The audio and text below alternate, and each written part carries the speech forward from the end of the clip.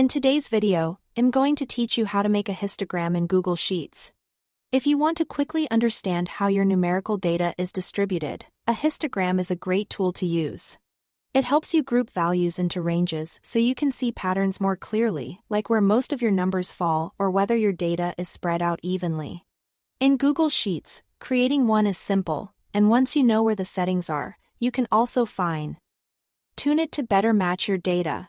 To begin, highlight your data, select the column of numerical values you want to analyze, and make sure to include the header at the top as well. Including the header helps Google Sheets recognize your data properly and label the chart more clearly. This step is important because the histogram needs a clean range of numbers in order to build the chart correctly. If your column contains non-numerical entries mixed in with the values, that can affect the result, so it's best to make sure the data is consistent before moving on. Once your data is selected, go to the top menu and click Insert. Then choose Chart. As soon as you do that, Google Sheets will generate a chart automatically and open the Chart Editor panel on the right side of the screen. Don't worry if the first chart that appears isn't a histogram. Google Sheets often tries to guess the chart type based on your data, and you can easily change it in the next step. In the Chart Editor, stay under the Setup tab. Find the Chart Type drop-down menu, click it, and scroll down until you see Histogram Chart.